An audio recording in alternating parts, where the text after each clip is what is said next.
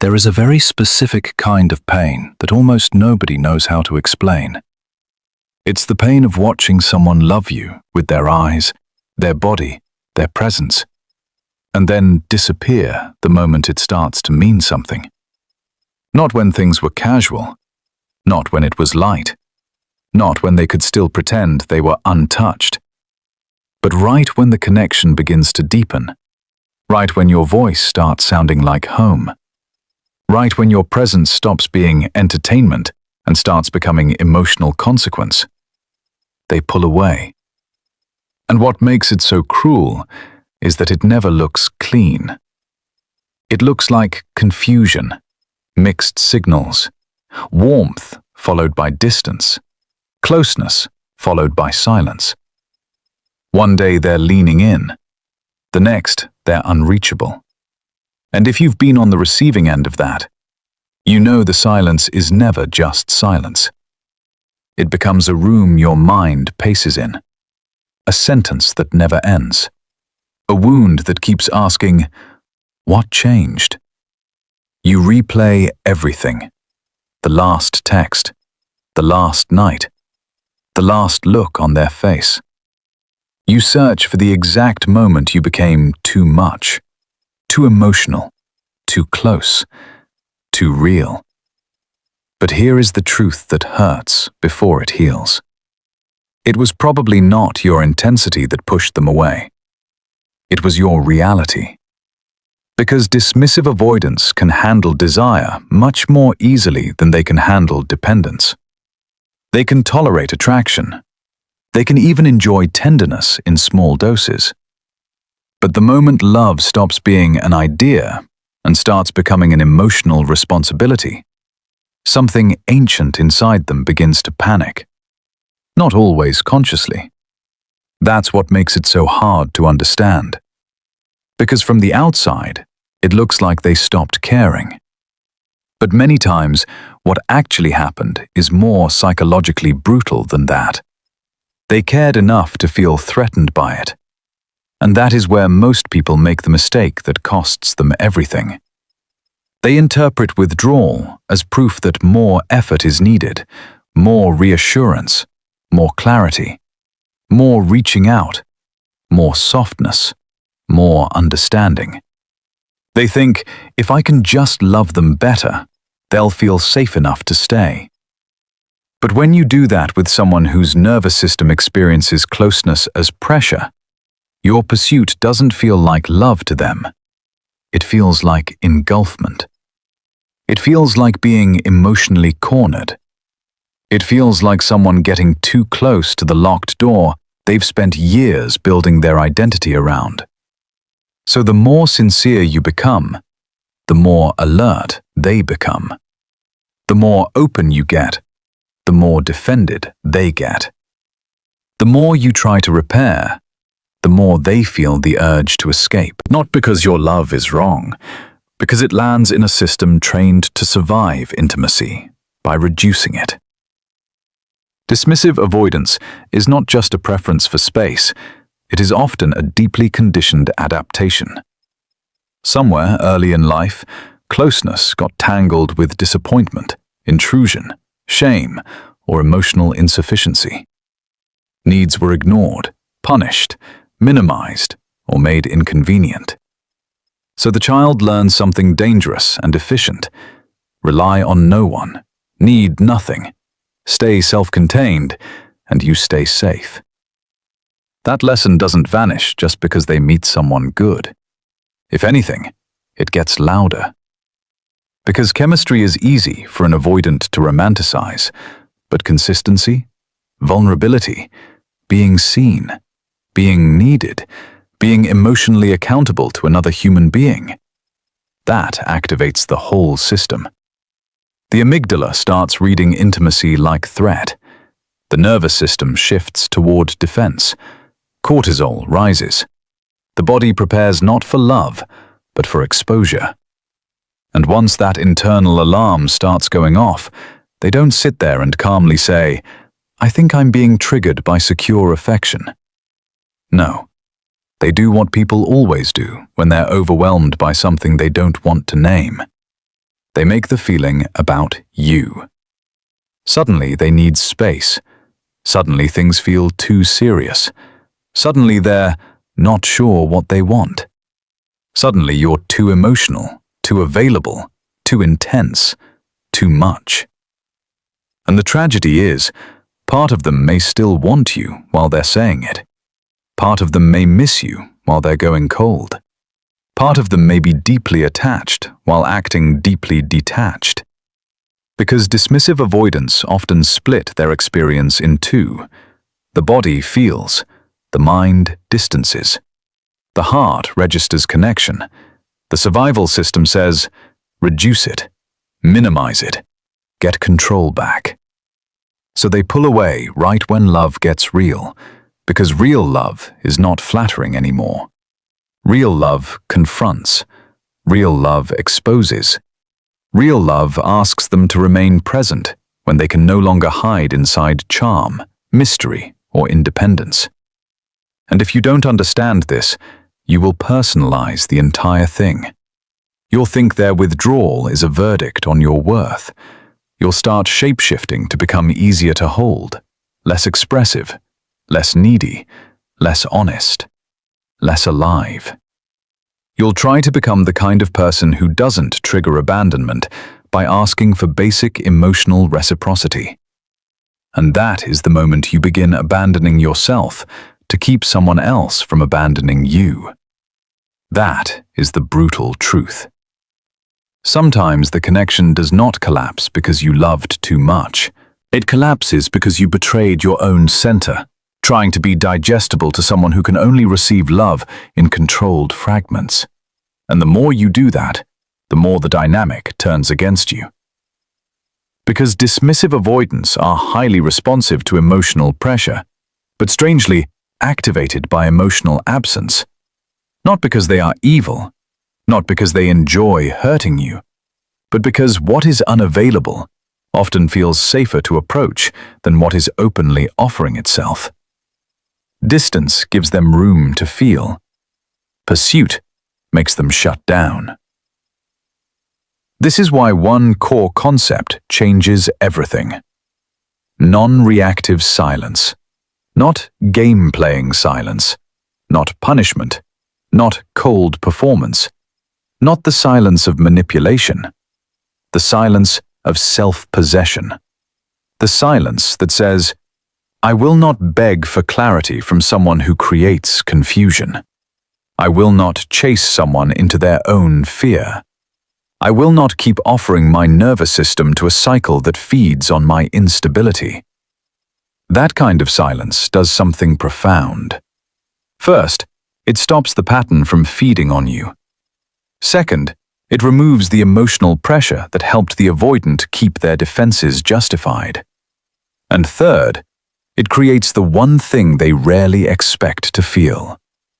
Your absence without chaos. That is when the psychology starts to flip. Because while you were chasing, they never had to fully feel the loss. Your texts, your explanations, your attempts to reconnect kept regulating the distance for them. You were carrying both sides of the emotional burden. They got to withdraw and still feel your presence orbiting them. But when you stop reacting, something changes. At first, they may feel relief, more space, less pressure, back to control. But if the bond was real, relief does not last forever. Because once the nervous system settles, what remains is the emotional imprint you left behind. The way you made them feel seen, the rhythm of your attention, the warmth of your consistency, the dopamine of your presence, the comfort they acted above, but quietly absorbed.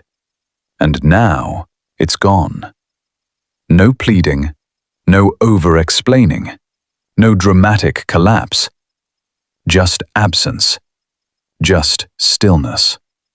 And that stillness can become louder than any argument you ever had. Now they start checking. Maybe not immediately, maybe not obviously, but internally, the questions begin. Why aren't they reaching out? Did they finally let go? Were they really that hurt? Why do I suddenly feel them more now that they're gone? Because this is the paradox of dismissive attachment. They often suppress emotional impact during closeness and feel it more vividly during distance. When the relationship is right in front of them, intimacy can feel consuming. But when the person steps back, the avoidant loses the immediate pressure and gains access to the softer truth underneath it. Missing you becomes possible. Regret becomes possible. Obsession becomes possible. Not always, but often enough to matter. They start remembering the moments they brushed past, the look on your face when you softened, the text they left unanswered, the safety they could have leaned into if fear had not mistaken it for surrender. And because dismissive avoidants are not always emotionally fluent, they may not process this as grief.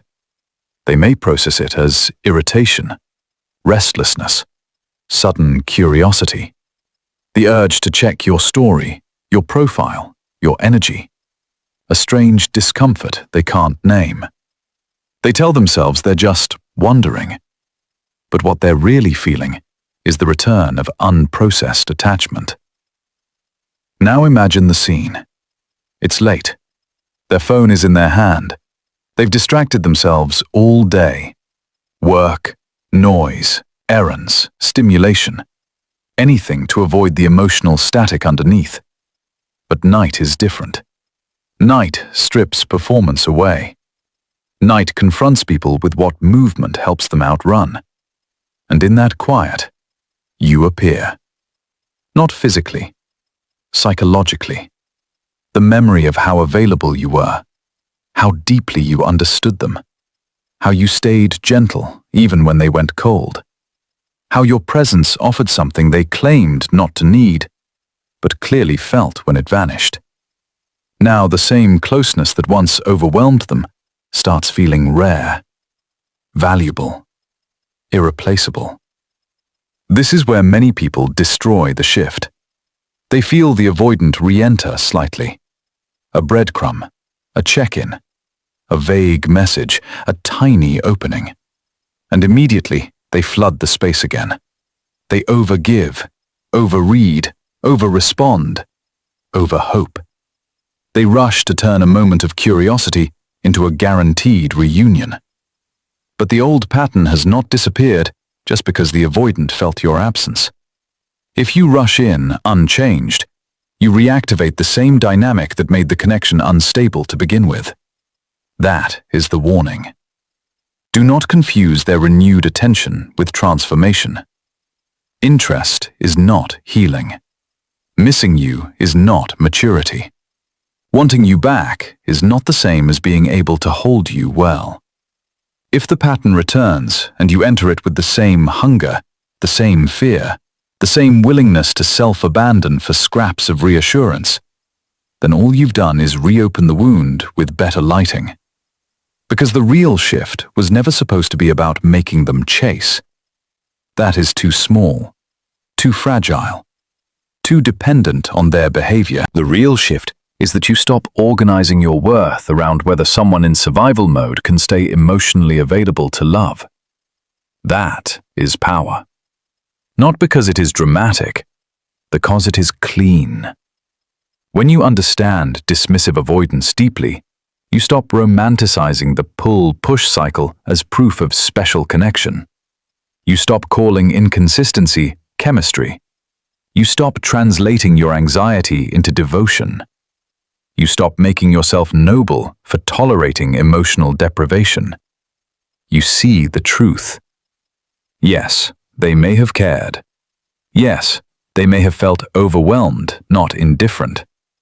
Yes, their distance may have been driven by fear, not malice. But none of that changes what the experience did to your nervous system. None of that makes instability intimate. None of that means you are meant to shrink until their defenses feel comfortable. Love that requires you to betray your own emotional reality is not deep. It is dysregulating. And if you want your life back, if you want your peace back, if you want to stop feeling addicted to people who only seem to value you once you disappear, then you have to become unavailable to the cycle itself. That means your silence is no longer a strategy. It is a standard. Your distance is no longer a tactic. It is discernment. Your calm is no longer something you lose every time someone withdraws. It becomes the place you return to. Because the truth is, the person who keeps chasing an avoidant is often not just chasing love. They are chasing resolution. They are chasing the fantasy that if this emotionally unavailable person finally chooses them fully, it will repair something ancient inside them too. It will prove they were enough, important enough, safe enough, lovable enough. But your worth was never waiting inside their nervous system for permission to exist. It does not rise when they come closer. It does not collapse when they pull away. It does not need to be negotiated through mixed signals and delayed replies and emotional drought. And when that finally lands in your body, not just your mind, something almost sacred happens. You stop trying to be unforgettable to people who are committed to forgetting themselves. You stop explaining your heart to people who only know how to manage emotions by numbing them. You stop glorifying the pain of being almost chosen. And you become very, very hard to manipulate. Not because you become cold, because you become clear. Clear about what intimacy should feel like. Clear about how your body responds to inconsistency. Clear about the difference between compassion and self-erasure. Clear that understanding someone's wounds does not require volunteering to bleed inside them. Then something strange happens. The energy shifts. Even if they come back, they no longer meet the same version of you. They do not find the person waiting breathlessly for one sign. They find someone steadier, someone less hypnotized by ambiguity, someone who can feel love and still keep their center, someone who no longer mistakes longing for destiny. And that is often when the avoidant feels the full magnitude of what they lost. Not when you begged, not when you cried, not when you tried to prove your loyalty, but when your energy is no longer available for consumption without commitment. When your softness is no longer easy to access after emotional neglect. When your presence is no longer guaranteed to people who disappear the moment love asks them to be real. That is when your absence stops being a gap and becomes a mirror. And in that mirror, they may finally see themselves, their fear, their pattern, their loss, their hunger, their loneliness. But whether they do or they don't cannot be the center of your story anymore. Because this is no longer about decoding why they pulled away right when love got real. Now it's about who you become when you stop chasing people who fear the very thing you are ready to give. You become quieter, but not smaller. You become softer, but not weaker. You become less reactive, but more powerful. You stop trying to force emotional availability out of people whose nervous systems experience closeness as danger, and you start giving that devotion to the one person who has always deserved it first. You. Your healing. Your standards. Your peace. Your ability to sit in silence without interpreting it as proof that you are unlovable. Your ability to let someone's withdrawal belong to them. Your ability to walk away before confusion becomes your personality. And maybe that is the deepest reversal of all. Because the version of you who used to panic at distance would have done anything to keep them close. But the version of you that is waking up now understands something far more powerful. Anyone can trigger your longing. Not everyone gets access to your life. Anyone can awaken your wounds. Not everyone deserves your tenderness. Anyone can say they care. But only aligned love knows how to stay without making you beg for the basics. So if a dismissive avoidant pulled away right when love got real, let that truth cut cleanly through the fantasy. It was not always because nothing was there. Sometimes it was because something was there, and they did not know how to hold it without feeling exposed. But your job is not to become easier to abandon. Your job is not to manage another person's fear at the cost of your own self-respect. Your job is not to keep translating breadcrumbs into hope. Your job is to become the kind of person who no longer abandons themselves in the presence of someone emotionally unavailable. That is the identity shift. That is the real power. Not getting them back, getting yourself back. And once you do, the silence that used to break you becomes the silence that frees you. The confusion that used to consume you becomes information. The distance that used to make you question your worth becomes the very thing that reveals it. You stop asking, why did they pull away when love got real? And you start asking something far more life-changing. Why was I willing to chase someone who showed me they were not ready to receive what I had to give? That question will change your life. Because the answer does not end in shame. It ends in awakening. It ends in compassion for the part of you that mistook pursuit for love. It ends in reverence for the part of you that survived emotional uncertainty and is still learning how to choose peace. And it ends in a new standard so deep that no one's fear can make you negotiate it again. Let them feel overwhelmed. Let them feel the loss. Let them sit with the silence they created. You do not have to fill every void your absence leaves behind. You do not have to rescue every heart that does not know how to stay open. Some people will only understand your value when your energy is no longer available to soften the consequences of their distance. Let that be their lesson. And let your lesson be this. You are not here to convince wounded people to choose you. You are here to choose yourself so fully that anyone incapable of meeting you in truth becomes obvious very quickly. That is self-worth. That is emotional power. That is freedom. And once you feel that in your body, really feel it, love stops being a place where you disappear. It becomes a place where you are finally, unwaveringly, fully found.